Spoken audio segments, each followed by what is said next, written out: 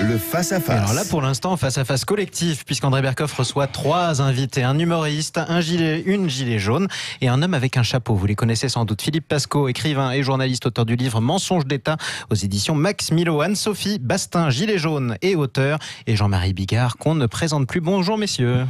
Alors, bonjour à vous trois. Et écoutez, quand j'ai reçu un coup de téléphone d'Anne-Marie Bastin, elle m'a dit, écoutez, il faut parler de cela. Il y a un spectacle qui se prépare. Je lui ai dit, oui, mais le spectacle, c'est pour quand? Elle me dit, c'est pendant 8 mois. Alors je lui dis, attendez, moi je veux bien parler, c'est très très bien. Et vous me dites qu'il y a Philippe Pasco, vous me dites qu'il y a Jean-Marie Bigard, vous me dites qu'il y a Yvan Le Bolloc ou autre. Je dis très bien. Et puis les Gilets jaunes, on n'est pas ici vraiment violemment contre dans cette maison. Hein. Mais pourquoi? Et elle m'a dit, écoutez, on a besoin, justement, Anne-Marie Bastin, pourquoi? Parce que vous avez besoin de réunir des énergies pour ce spectacle. Racontez-nous. Monsieur Berkoff, Anne-Marie, c'est ma sœur, moi, c'est Anne-Sophie. Ah, pardon, Anne-Sophie, excusez-moi. Il n'y a pas de souci. Merci. Oui, j'ai insisté. Pourquoi? Parce que sans vous, on n'arrivera pas à promouvoir ce projet incroyable. Créé par les Gilets jaunes, pour les Gilets jaunes, pour mettre en scène les mots des Gilets jaunes, sans être travestis par les médias, ou la plupart. Donc nous sommes sur un projet historique. Alors c'est quoi le projet? Racontez-nous. Qu'est-ce qu'il y a dans ce projet? Alors une pièce de théâtre en 30 actes pour faire de l'humour avec nos actes en manifestation, dans lesquels chaque acte va incarner une histoire du mouvement des Gilets jaunes. Qui a eu lieu, une histoire qui a eu lieu. Une histoire, qui se passe sur un rond-point, par exemple, et puis on change de décor à chaque fois. Ou dans une manif, ou avec des CRS. Il y a un type génial qui s'appelle Yvan Le Bolloc, qui va faire Raoul le CRS. Il y a un type génial qui s'appelle David Koubi, qui va faire un juge effronté. On a un type qui s'appelle Jean-Marie Bigard, qui va défoncer la scène. Et on a un type génial qui s'appelle Philippe Pasco, qui va faire aussi beaucoup de choses sur scène avec nous. D'accord, donc c'est un peu tout ce qui s'est passé dans l'univers des Gilets jaunes depuis un an, enfin un peu plus d'un an maintenant d'ailleurs. Dans une vraie pièce, André. Dans une vraie pièce. Dans une vraie écrite pièce. Et un texte, etc. Ah oui, un vrai texte avec des gens qui 1300 places à remplir, avec des gens qui vont s'amuser, en même temps qui vont comprendre des choses. Et en plus, je pense qu'il y en a quelques-uns que ça va emmerder. Et on ne doit pas faire que rire, j'insiste. On inscrit vraiment dans l'art le mouvement historique des idées, des opinions des Gilets jaunes, du peuple de France, avec d'autres luttants. Les Gilets jaunes vont aussi monter sur scène avec les autres luttants des rues, parce que nous tenons beaucoup à la convergence. Parce qu'il y aura des gens qui vont se succéder sur scène aussi, à part vous. Je veux dire, qui vont venir, qui vont parler. Nous, on est en support. Voilà. Nous sommes. Oui, bien sûr. Jean-Marie le dit mieux que moi. Il permet d'ouvrir. Alors si Jean-Marie le dit mieux que vous, laissez-le lui dire. Et non, on est là parce qu'on veut que la tribune soit la plus large possible, que notre voix soit entendue le plus loin, le plus fort possible. Et les gens vont participer. Ça va être une fête sensationnelle. Ça me rappelle, moi, le grand Magic Circus de Jérôme Savary. Il était venu dans ma ville à Troyes. J'ai dit, je veux remonter dans le camion avec eux, c'est ça que je veux vivre, quoi. Il y avait partout, le spectacle grand était Magic dans Circus, la salle. et ces animaux tristes. C'était magnifique, ça. Et ben, mais ça va être la même chose. C'est ça que vous voulez faire. C'est un grand spectacle. Grand spectacle, avec 30 actes. C'est comme si, l'écriture, je cache pas qu'il y a un énorme travail à faire. Et vous le faites en collectif, l'écriture? Oui, actuellement, le travail se fait en collectif avec des vrais Gilets jaunes qui écrivent leur histoire, et on les encadre bien sûr artistiquement, mais ça vient vraiment d'eux. C'est vraiment leur mot à eux qu'on va mettre sur scène. C'est un travail de professionnel. On ne fait pas de l'amateurisme. On va présenter quelque chose de très pro. D'accord. Parce que les gens ont le droit d'avoir quelque chose de très pro fait par des vrais gens. Alors l'idée, c'est un spectacle d'1h30 à peu près. 2 heures. 2 heures très interactives avec la salle. Peut-être 3 heures. Peut-être 3 heures, on verra. Je pense que ce sera plus près de 3 que de 2, mais ce sera tout le temps agréable avec la diversité des plans, des actes, des interactivités, interactivité très forte avec la salle. La salle va être très sollicitée pour participer avec nous, et elle est adressée à un grand public. Nous faisons appel à l'ensemble du public et non pas simplement aux Gilets jaunes pour leur parler de nous. Bien sûr. Et dans ce beau théâtre Sébastopol de Lille que j'ai fait 50 fois, qui est un des plus beaux théâtres de France. Alors, ça va commencer au théâtre Sébastopol de Lille. 18 juin 2020. Ah oui, là, carrément. Alors, ça y est, le c'est le jour de mon Stade de France aussi. Oui, c'est vrai. Je l'avais fait le 18 juin. Oui, enfin, le 18 juin, de toute façon, c'est l'appel de Jean-Marie Bigard. On ne connaît que celui-là. Le reste, on ne connaît pas. Non, juste un mot. Donc, 18 juin 2020, c'est ça? Oui. Et alors, qu'est-ce que vous attendez, effectivement, des gens, quand vous dites qu'on commence, on peut s'inscrire, on peut faire quoi? Voilà, bonne question. Est-ce que je peux déjà vous parler de certains intervenants avec nous? Ça peut vous intéresser, le public également, de savoir que la Confédération paysanne nous rejoint rejoint sur scène. Très bien. Que Rodriguez nous rejoint sur scène. Jérôme Rodriguez, excusez-moi. Jean Lassalle nous rejoint sur scène. Le docteur Laurent Tinès qui agit pour nous auprès de l'ONU. Donc des belles personnes très engagées.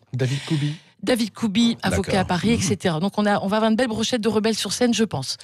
Alors concrètement, on crée une association qui s'appelle Gilet au bout de mes rêves. Et là, je vous demande Gilet au bout de mes rêves. Gilet au bout de mes rêves. Faudra demander à Jean-Jacques Goldman de venir une fois au moins. Oui, ça serait bien. On va essayer, mais Bruno et Yvan le disaient, il est à Londres, donc comme il n'y a pas de train, c'est un peu embêtant. Oui, mais avec le Brexit, maintenant il va revenir.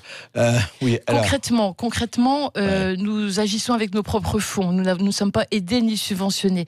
D'accord. Donc nous créons cette association Gilet au bout de mes rêves. Loi 1901. Loi 1901, statut déposé, qui va servir à collecter les dons et des cotisations. Alors, où on s'adresse déjà? Très concrètement, l'association Gilet au bout de mes rêves est domiciliée 10 rue Silver Verhulst à Lille. On va le noter. Il faut bien le noter parce que le deuxième nom, il est imprononçable. C'est un résistant 10 rue Silver Verhulst, 59 000 Lille. Lille, d'accord. Le siège de l'assaut est là-bas et je fais un appel grâce à vous aux dons et aux cotisations. Très bien. Cotisation 5 €. Vous soutenez un projet complètement privé fait par les Gilets jaunes pour les Gilets jaunes. Et si vous mettez 15 € en plus, enfin 15 € en tout, pardon, vous payez le prix de votre place à 10 €. C'est le tarif qu'on réserve aux Gilets jaunes.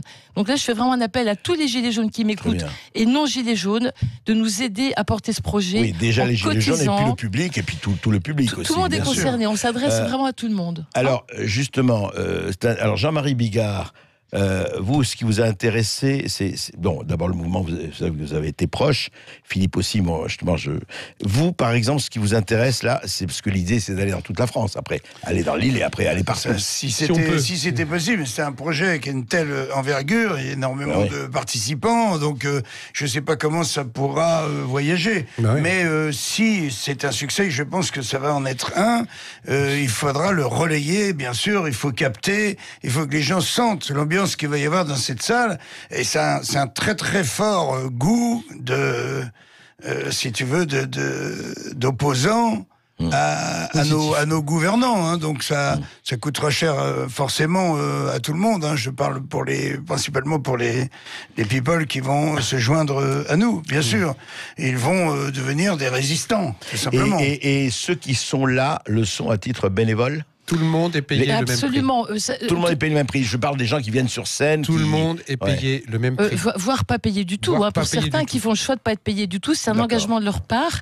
Ce qui est important de dire aussi, on crée une cagnotte pour aider tous les gens qui n'ont pas les moyens à venir voir notre pièce. On les héberge, on les restaure et on crée des solutions de financement pour aider ceux qui veulent venir nous voir et qui n'ont pas les moyens. J'insiste, il faut que ça se sache aussi. Alors, quel sera le prix hors Gilets jaunes? Quel sera le prix des places pour le public? Alors, on va être sur 10 € Gilets jaunes. Oui. Et après, on sera sur 25 à 30 € à négocier avec le théâtre Sébasto et voire plus si les gens veulent mettre plus. D'accord. Bien sûr. Mais moi, ça me paraît quand même assez fondamental. Enfin, j'espère, évidemment, il faut commencer, que vous tourniez après. Parce que ça me paraît... Le mouvement a été plus que français, a été international. Donc, la moindre des choses, mais enfin, on vous l'espère. Mais après, il faut... J'ai déjà pris des contacts avec le théâtre de Massy, l'opéra de Massy. Et avec Jean-Marie, on a pris des contacts avec Las Vegas pour aller là-bas. Non, mais bien sûr. Et puis, il y aura peut-être une formule un peu entre les deux, un peu allégée, de façon à pouvoir faire circuler. D'avoir tout le monde. Et ce serait une bénédiction qu'on puisse se balader dans toute la France avec un spectacle qui parle, qui est drôle et où le peuple a décidé, tu sais, en tout cas de son sort pour ce projet. Puisque le peuple décide plus rien pour lui-même. Parce que de toute façon... C'est interdit. Oui, encore que maintenant, les peuples commencent à bouger pas mal. Hein. Ah oui, Pas fini. Et c'est pas fini. Et c'est aussi une nouvelle forme de combat. Ouais. C'est-à-dire que tu viens, tu t'assois, tu gardes ta voiture, tu assistes à un vrai spectacle, tu apprends des choses, tu repars, tu n'as pas eu de bagarre et t'as pas de tonfa qui viennent te taper sur la figure. Aussi, il y aura de la bagarre quand même sur scène. Il y aura pas de bagarre. Mais il n'y aura pas de bagarre sur les spectateurs. Sur les manifestants spectateurs ne se feront pas frapper. Restez avec nous, on continue avec nos 3 compères et commères, si je peux me permettre, dans un instant. Et oui, je ne suis pas le seul à être dans tous mes états. Heureusement, j'ai 3 personnes avec moi qui sont eux aussi dans tous leurs états. Et pour cause, ils sont sur le plateau. Anne-Sophie Bastin, Gilet jaune et auteur, notamment de la pièce. Jean-Marie Bigard, je ne dirais pas qu'on ne le présente plus. Si vous voulez, c'est un type d'une tristesse incommensurable. Personne ne vient à ce spectacle parce que personne ne rigole. Et il a un t-shirt, vous savez, qui est devenu effectivement une invitation. Légendaire. Hein. Voilà, légendaire. Allez tous vous faire embrasser. Politiquement correct. Oui. C'est bien, c'est un t-shirt qui donne le sourire. Oui, absolument. Oui, parce que moi, c'est ce que je mets quand je vais aux impôts. Alors, je vais te dire. Et le mec, il regarde le t-shirt, il revient dans tes yeux, et là, dans les yeux du mec, tu vois qu'il se dit, merde, je viens de lire un truc. C'est moi ou quoi? Il redescend sur le t-shirt, il relit bien, il remonte et tu vois dans ses yeux qu'il dit oui, c'est bien ce que j'avais lu, et là il sourit. C'est une promesse ou une menace, absolument, selon les goûts. Voilà, selon les goûts, absolument. Et alors justement, Philippe Pascot, ce mouvement des Gilets jaunes, alors on l'a dit, on redit, oui, c'était bien, mais maintenant c'est pratiquement fini, ça s'est noyé. Et d'ailleurs, la France est en grève depuis une semaine, en tout cas, on sait ce qui se passe. Est-ce que les Gilets jaunes se sont fondus dans la masse ou en fait, au contraire, ils existent toujours? Ils sont nés, ils peuvent pas mourir. Mais ça se transforme. C'est en train de se transformer en des mouvements citoyens. Des gens se sont éveillés, il y a une couleur gilet jaune, et maintenant on s'aperçoit qu'il y a une couleur de peau. Et la couleur de peau vient de la souffrance de l'ensemble des gens que nos gouvernants maîtrisent. Parce qu'il faut savoir qu'aujourd'hui... Méprisent. Nous méprisent. Aujourd'hui, les gouvernants, qu'est-ce qu'ils veulent? Ils veulent pas gouverner. Ils veulent nous soumettre. Ils veulent qu'on se taise, exactement, qu'on ne regarde pas ce qu'on achète, qu'on ne regarde pas pour qui on vote, qu'on ne regarde pas que ce qu'on mange. Et ces gens-là veulent diriger, soumettre. Et la soumission, je vais vous dire, André, c'est pas français. Il y a des petits Astérix ici autour de la table. Exactement. Ils vont pas se laisser faire. Il y a des petits Gaulois qui vont dire, toi, mon petit bonhomme, t'as beau être dans ta tour d'ivoire. Des Gaulois réfractaires. On va aller te chercher dans ta tour d'ivoire. Parce qu'on en a marre que l'ensemble du peuple souffre, que l'ensemble du peuple soit... Et vous vous rendez compte? Aujourd'hui, quasiment, toutes les catégories sociales souffrent. Toutes. Toutes, sauf quelques-unes, mais c'est vrai qu'il y en a beaucoup. Sauf les castes au-dessus, qui eux ne souffrent pas, qui eux n'auront pas de problème de retraite. Monsieur Delevoye. Et qui sont devenus sourds, surtout. Oui. Alors, Jean-Marie Bigard, vous êtes dans ce projet, et vous allez évidemment être sur scène, etc. Vous, ce qui vous a... dans ce mouvement, etc., qu'est-ce qui vous a le plus touché? Mais moi, ce qui me touche, c'est d'abord le peuple. Ce qui me touche, c'est que on oblige le peuple à fermer sa gueule et à bien rester rangé en continuant d'enrichir les riches et d'appauvrir les pauvres. Donc cette méthode-là, elle va arriver à une date butoir qui, à mon avis, est très très proche. C'est-à-dire quand le couvercle il va partir, les gens vont envahir l'Élysée, ils vont sortir le président, carrément, ils vont sortir la reine de la ruche, quoi. Ils vont rentrer dans la ruche. On est au boulangère et le petit mitron, c'est ça? Louis XVI, avant de partir à Varennes. Exactement, c'est-à-dire exactement, sire, c'est une révolte? Non, sire, c'est une révolution. Et c'est ça, mais c'est marrant, personne ne le voit arriver. Ils ont le sentiment de pouvoir nous faire fermer nos gueules à coup sûr, avec un mépris total pour le peuple. Tu vois, pareil que pour la loi PLM qui concerne Paris, Lyon et Marseille, on évacue le peuple pour pouvoir s'élire entre eux, tu vois.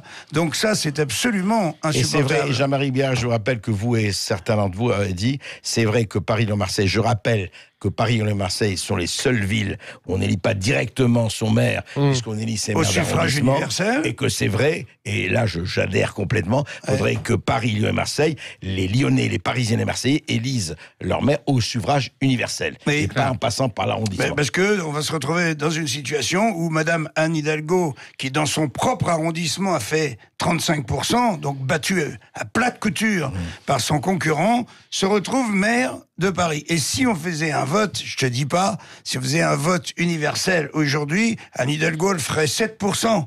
Et il faut expliquer au peuple que pour être élu, normalement, c'est 50% plus une voix. Plus une voix, absolument. Tu vois, et là, cette femme, elle va remonter sur le trône, elle va nous refaire 5 milliards de déficit, elle va refaire 8300 chantiers, elle va fermer 2 voies sur le périph' pour planter ses choux, elle ne fait que de la merde. La ville est infestée de rats, et on va se recogner cette personne incompétente à cause de cette putain de loi PLM qu'il faut absolument abroger. Je précise que si Anne Hidalgo ou certains de ses partisans veulent intervenir, ou après, évidemment, le micro leur est ouvert. Et nous sommes en démocratie, mais chacun est libre de ses propos. Voilà, et je conforte complètement ce que dit Jean-Marie, mais je dis qu'il y a la même chose en face. Aujourd'hui, c'est un système global. Il y a Anne Hidalgo, il y a Macron, il y a tous ces gens-là qui ne comprennent plus le peuple, qui vivent dans leur tour d'ivoire. Ils savent pas, ils prennent des décisions pour nous, et c'est nous qui en pâtissons. L'ensemble. Non, mais c'est bien, en tout cas, d'exposer tout cela et de le dire. Anne-Sophie Basselin, vous dites que vous avez parlé des précaires. Oui. Vous dites que les précaires vont participer à... Enfin, vous allez aider les précaires, vous l'avez dit, d'ailleurs, pour venir... chambre d'hôtel, sinon pas les moyens, etc. Et c'est pour ça que vous faites appel aux dons, vous l'avez dit, et on va le relayer, bien sûr. Pourquoi surtout? Pour arriver à mettre sur pied le spectacle, bien sûr, parce que ça coûte cher, un spectacle. Et aussi pour aider les gens qui sont dans la plus grande précarité et qui vont avoir le droit non seulement d'être là, peut-être même de jouer, de regarder, et de s'amuser avec nous. Ils se sont réveillés. C'est impressionnant de voir à quel point ils ont envie de dire des choses, de dire en dignité, en respect d'eux-mêmes. Et cette pièce, elle est faite pour eux. Et actuellement, au moment où je vous parle, il y a des répétitions dans des petites salles parce qu'on n'a pas des grandes salles, dans les salles à manger, les cuisines, les buanderies. Ils se réunissent et ils répètent. Déjà, actuellement. Actuellement, bien sûr, c'est eux qui créent leurs pièces. J'insiste. Et par rapport aux dons, j'insiste, c'est notre liberté aussi. On n'est pas subventionné, on tient à notre indépendance. Nos mots à nous montrons sur scène et pas les mots du voisin. Donc pour ça, il faut être indépendant financièrement. Mais je fais un appel que tous les Gilets jaunes de France et de Navarre qui nous écoutent cotisent à l'assaut, on les aide à venir chez nous, et ils peuvent même être figurants dans notre pièce. On fait un appel national. Il nous manque encore quelques CRS. Il nous manque encore des figurants pour faire des charges de CRS, des manifs. Vous allez faire vraiment la totale. La totale. Le réel monte sur scène. Le réel monte sur scène. Et moi, je vais vous dire, je ne connais pas encore cette pièce. Je connais les gens qui le font. En tout cas, je connaissais Philippe Pasco et Jean-Marie. Donc, je sais que ça ne va pas être du tout indifférent et encore moins mauvais. Simplement, je pense que je dis à ça, je fais aussi appel, et il faut le dire, parce que Sud Radio, aux gens qui ont des théâtres ou qui connaissent des gens qui ont des théâtres et des lieux, parce qu'il faut les accueillir. C'est évident que ça doit aller dans toute la France, au moins. Enfin, en tout cas, on vous le souhaite, parce que... En tout cas, on sera le 18 juin au Théâtre Sébastopol à Lille. Venez voir. S'il y a des directeurs de théâtre qui veulent venir voir le spectacle, qui nous contactent, etc., on leur réservera une petite place qui voient. Mais ne me dites pas que vous n'êtes pas gaulien. Le général de Gaulle est né à Lille. Alors 18 juin et Lille. Non, stop. C'est la seule date où Yvan et Jean-Marie pouvaient être ensemble sur scène. Je vous assure que c'est pas un coup monté. D'accord. C'est Jean-Marie et Yvan. Il n'y a pas de hasard. Il n'y a jamais de hasard. Il n'y a pas de hasard. Et je voudrais insister sur ce que disait Anne-Sophie. On a monté la même technique que le café en attente. Je ne sais pas si tu connais ça, André. Non. Le café en attente, ça existe à Paris. C'est-à-dire que tu payes un café et tu en payes un deuxième que le cafetier met en attente pour quelqu'un qui n'a pas d'argent. Donc au lieu de payer un café, t'en payes un. Ça s'appelle le café en attente. Ça a très bien marché. Il y a plein de cafés qui le font. J'ai raison de le signaler parce que c'est pas fini. Je paye un café. Donc ce qu'on demande aux gens, c'est payer une place en attente. C'est-à-dire je paye 2 cafés et ce café attend quelqu'un qui ne peut pas le payer. À l'ordre de association Les Gilets jaunes, et ça donne accès à une place si c'est 15 €. Alors attendez, l'association s'appelle Gilets au bout de mes rêves, excusez-moi. Donc 5 €. Donc c'est pas l'association Les Gilets jaunes pour qu'on soit association Gilets au bout de mes rêves, autant pour moi. 5 € c'est l'entrée dans l'association, 10 € c'est le prix de la place. Donc si quelqu'un envoie 15 €, il adhère à l'association et il a sa place gratuite en tant que gilet jaune. Et s'il envoie 30 €, il paye une adhésion. C'est encore mieux. Eh bien, écoutez, ce sera dit, répété et pas déformé. On avait un petit mot à passer à Manu. Parce qu'on a un collègue gilet jaune, il s'est mangé un flashball, il a perdu un œil, et il voulait qu'on le dise. Et on le dit haut et fort. Manu, il a paumé un œil, mais il a toujours ses 2 couilles. Et c'est ça qui compte, en fait. Il faut que les forces de l'ordre apprennent à viser plus bas s'ils veulent qu'on se taise. Exactement.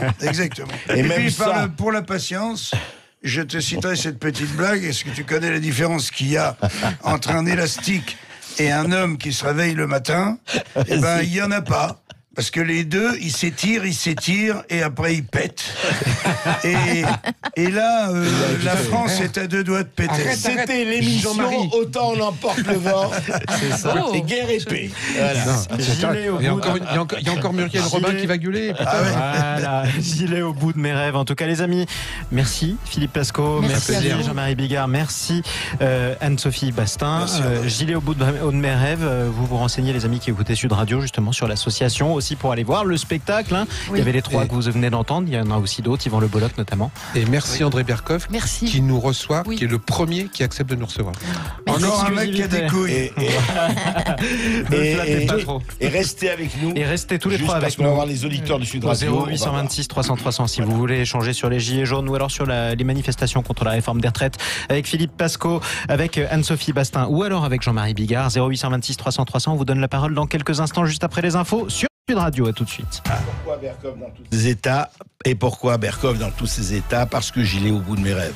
Et nous irons tous au bout de nos rêves. Je l'espère, pour vous et pour nous. Et en attendant, nous attendons les auditeurs de Sud Radio. Et Gilet au bout de mes rêves, je rappelle aussi que c'est l'association notamment qui nous est présentée par nos 3 invités qui sont toujours là, Philippe Pasco, Anne-Sophie Bastin et Jean-Marie Bigard. 0826 300 300. On accueille tout de suite Jean qui nous appelle du Gers. Bonjour à vous, Jean. Oui, bonjour Jean. Bonjour André, merci de me donner la parole. Bravo pour les émissions que fait André, je vous félicite. Merci. Je voulais aussi féliciter Jean-Marie Bigard et ses 2 collègues pour ce qu'ils ont fait là. Bon, c'est très très bien. Alors, par contre, moi, j'ai pas beaucoup de choses à faire, mais par contre, si ça les intéresse, avec vous, André, et 2 ou 3 collaborateurs, moi, je peux vous inviter à faire un très bon repas gascon chez moi dans le Gers. Le seul souci, c'est qu'il vous faudra prendre l'avion pour aller à Toulouse et que moi, je peux vous récupérer à l'avion. Vous verrez bien. Écoutez, c'est super sympa. Je vais écouter. Merci, Jean. Quand ils auront fait leur spectacle, bon, je sais pas, 3 ou 4 jours après, s'ils veulent venir, je les reçois sans problème. Eh ben, formidable, Jean, merci. On vous a écouté. Et si vous voyez le large sourire qui s'est allumé sur leur visage, eh ben, on est gascons, on est tous gascons. Merci, Jean. On accueille tout de suite, on remercie d'abord Jean, on accueille Véronique Gilet Jaune qui nous appelle de Grenoble. Bonjour à vous, Véronique. Oui, bonjour. Bonjour, je vous appelle, je suis la sœur de Sophie Bastin. Et je voudrais surtout, Sophie, te féliciter pour le cœur que tu as, pour l'engagement extraordinaire pour les gens. Moi, j'aimerais bien parler de Gilets jaunes santé. Je suis médecin à Grenoble et je suis médecin à l'hôpital et je suis médecin en ville. Et je vois le désespoir des patients et des praticiens et des infirmiers dans les hôpitaux à cause d'une politique de santé. Je vois le désespoir des patients en ville qui ne trouvent plus de médecin généraliste à cause d'une politique de santé. Et je vois aussi le déremboursement de l'homéopathie qui profite en général aux personnes les plus vulnérables. Voilà, si j'étais capable, je serais gilet jaune santé. Mais Sophie sait très bien qu'aujourd'hui, ma problématique, c'est que gilet est au bout de mes forces et que si je peux vraiment l'accompagner et venir avec elle, je le ferai. Je suis d'une fierté incroyable et je l'embrasse très fort. Il faut, mais je comprends pas, moi, parce que bisous, je comprends pas, moi, parce qu'il paraît que tout va bien. J'ai entendu une ministre qui disait qu'il n'y a pas de problème dans les hôpitaux, que tout était bien géré. Elle disait qu'elle allait réenchanter l'hôpital au moment même. On va pas rester là-dessus. Réenchanter. Oui, poudre de perlimpinpin. Et elle dit que aujourd'hui, vous savez que 660 médecins hôpitaux ont menacé de démissionner si ça continuait comme ça. On a Véronique, je crois. On était avec Véronique, on l'embrasse très fort. On accueille Jean-Louis qui nous appelle de Tarbes. Bonjour à vous, Jean-Louis. Bonjour, Jean-Louis. Oui, bonjour. Ah, elle a un peu d'accent du Sud. Enfin, quand même. On est sur Sud Radio, quand même. Voilà, et bonjour. Oui, rebonjour. Voilà. Oui, Jean-Louis, on vous écoute. Oui, André Berkoff, oui, je vous écoute régulièrement. Et là, alors aujourd'hui, je suis pleinement satisfait de votre émission. Merci. Parce que vous êtes un des seuls journalistes, on peut dire, qui dit les choses. Quand vous dites qu'il y a de l'argent en réserve, vous êtes le seul. Moi, vous êtes un des seuls que j'entends, quoi. Même sur Sud Radio, vous êtes un des seuls. Alors voilà. Mais il va pas tarder à être viré, hein, t'inquiète pas, hein, Jean-Louis. Non, en fait, cette histoire est hallucinante. C'est vrai que le fait que tout le monde le sait, mais qu'il y a je le répète parce que c'est très important, que la CADES, qu'il y a 24 milliards d'euros par an à partir de 2024, et que ce problème n'aurait jamais dû se poser, et que quand on dit qu'il n'y a pas d'argent pour les retraites, c'est un enfumage, parce qu'on veut siphonner cet argent pour le mettre ailleurs. C'est vrai, Jean, et il faut le dire. Sinon, si on n'est pas là pour le dire, on est là pour quoi? Merci à vous, Jean-Louis. Un autre mot, peut-être un dernier mot? Oui, allez-y. Est-ce que je peux rajouter quelque chose? Allez-y. Vas-y, Jean-Louis. Oui, c'est par rapport. Alors, moi, j'ai une dame particulière par rapport à la représentante, enfin, celle qui représente l'État, le Parlement, le président Macron. C'est une ancienne présidente de l'UNEF qui, si je ne m'abuse, est affiliée au Parti socialiste. Et je trouve qu'elle a tout renié, quoi, pour être. Ouais. Oui, voilà. Mais vous vous rappelez de la chanson de Dutronc, hein, je retourne ma veste, toujours du bon côté, hein, c'est pas vieux. Allez, tout de suite on accueille, on vous embrasse, Jean-Louis, vous aussi bien sûr, on accueille Danéry qui nous appelle du Gard. Bonjour à vous, Danéry. Bonjour, alors c'est Damery, mais c'est pas grave. Bonjour Damery, c'est un prénom assez particulier. Donc moi je trouve qu'on a fait des constats et des dénonciations permanentes de ce que nous fait le système. Et ce système actuel a besoin d'inégalité. Il a besoin qu'il y ait des très pauvres pour enrichir des très riches. Et personnellement, depuis plusieurs mois... Mais ça a une limite, heureusement. Oui. Pardon ? Mais ça a une limite. Parce qu'il y a un moment, on ne peut plus tirer sur la ficelle. Eh oui, mais là, on n'a pas encore atteint cette limite puisque ça continue. On n'en est pas loin, en tout cas. On n'en est pas loin, je suis tout à fait d'accord. L'élastique va bientôt péter. Exactement. Ouais. Et ce que je propose, c'est d'arrêter de lutter contre un système qui est en train de crever de toute façon et de se mettre à agir pour. Oui. Et le pour, il y a plein d'alternatives, mais il y en a une qui me paraît cruciale, c'est de réaliser que le problème de fond, la cause des problèmes, c'est l'argent, c'est la monnaie. Et la monnaie, la façon dont elle est créée aujourd'hui, par quelques personnes au détriment de tout l'ensemble de l'humanité, et il y a une monnaie libre qui existe, et vous pouvez aller voir les informations sur monnaie-libre.fr, et qui s'appelle la June, et qui permet de développer une voie alternative économique, et qui met l'humain au centre du système. Alors je ne vais pas vous l'expliquer ici. Non, c'est une des pistes de travail qui est intéressante, mais rassure-toi, ils sont en train de s'arranger pour qu'il n'y ait plus du tout de monnaie liquide bientôt, donc le problème va être résolu si on ne se bat pas tous ensemble. Et merci, parce que vraiment la June est une des pistes intéressantes pour changer le système de l'intérieur. Non, mais ça, et on peut le faire, c'est à portée de main de chacun aujourd'hui. Alors Damery, ça on fera, écoutez, je vous dirai pas du tout, on fera une émission là-dessus, parce que sur ces monnaies alternatives, et voir véritablement ce qu'on peut faire avec elles, et quelles en sont les limites. Merci à vous Damery, pardonnez-moi pour la mauvaise orthographe de votre prénom et prononciation.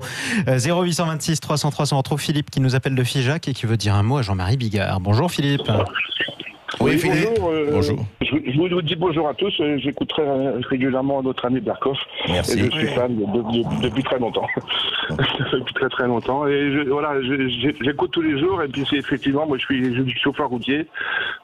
Effectivement, moi je suis beaucoup concerné sur la retraite. Enfin, pas particulièrement, mais je pense à mes enfants, quoi. Voilà, et puis je fais 200 à 250 heures par mois et j'aurais travaillé en bout de course 13 ans de plus que les autres et je tombe encore dans le régime global de tout le monde. Donc voilà, la justice est là aussi pour 10 euros et quelques bruts de l'heure. Voilà, ça c'est une parenthèse et je vois aussi féliciter Jean-Marie Bigard avec ses acolytes que j'écoutais tout à l'heure. Et il m'a donné j'ai eu une larme à l'œil quand je l'ai entendu faire son petit discours sur il m'a redonné espoir. Et puis moi, depuis 18 ans, je fais délégué syndicat, j'ai fait des manifs contre plein de choses. Et je vois que ça bouge pas beaucoup. Donc une parole d'espoir comme ça réchauffe le cœur. Et je tenais à vous le dire à tous. Voilà. Ben merci. Merci Philippe. Merci Philippe, et je crois que c'est important. Et c'est pour ça que, si vous voulez, moi, ce spectacle, et nous, en tout cas, on va évidemment le suivre et évidemment encourager. Et on va encourager, vous savez, toutes ces initiatives. Aujourd'hui, le vrai problème, c'est ça. Il y a deux choses qui sont très importantes. Il y a effectivement toutes ces inégalités qu'on voit, toute cette... de remettre les gens au travail, mais au bon sens du terme, et puis la liberté d'expression. Parce qu'il y a aussi une régression, et les gens qui sont ici sur le plateau le savent. Et Jean-Marie Bigard, lui, il a été, comme on dit, payé, entre guillemets, pour ça. Je trouve qu'il y a quelque chose de très grave, si vous voulez, dans cette régression.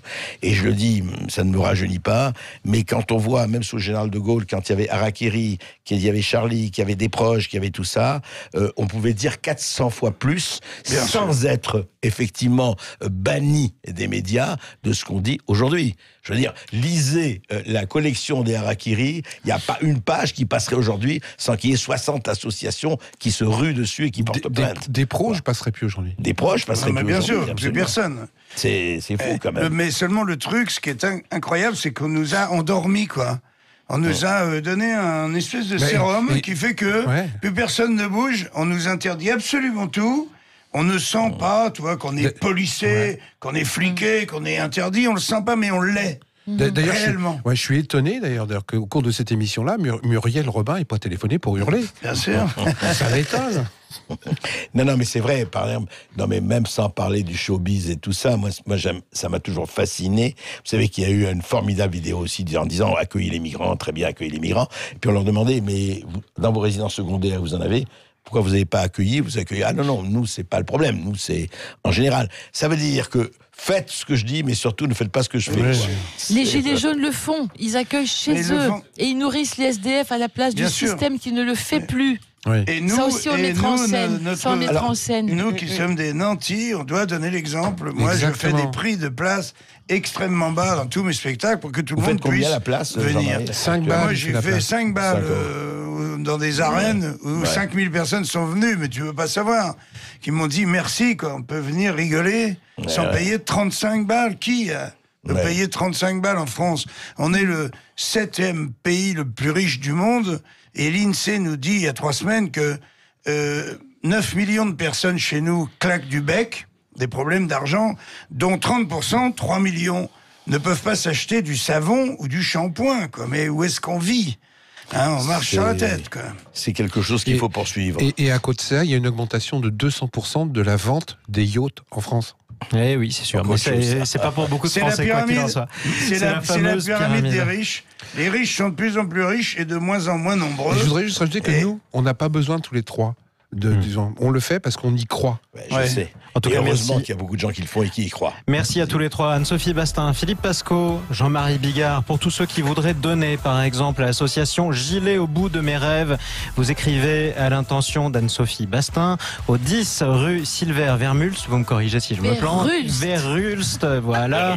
59 000 Lille. Ça, c'était le code postal. Si t'as pas fait 4 ans d'allemand, tu le prononces pas. C'est sûr. Il y a mon email. Donnez mon email aussi. Email bastin.avocat@nornet.fr. Nornet comme le Nord. Jean-Marie, pour désamorcer tous les bâtards de la rumeur, nous sommes tous bénévoles sur cette affaire. Et vous êtes tous bénévoles et tous gilets jaunes. En tout cas, merci à tous les trois. Les amis, la journée continue. Nous changeons d'ambiance. Nous embrassons Berkoff qui revient demain à midi en direct dans tous ses états. Il va aller manifester auparavant, j'imagine. Quoi qu'il en soit, dans quelques instants, on retrouve Jacques Pessis en compagnie de son invité qui, pour les clés d'une vie, reçoit Jean-François Bernardini. C'est une des voix d'Imouvrini. Belle journée à vous, Sud Radio.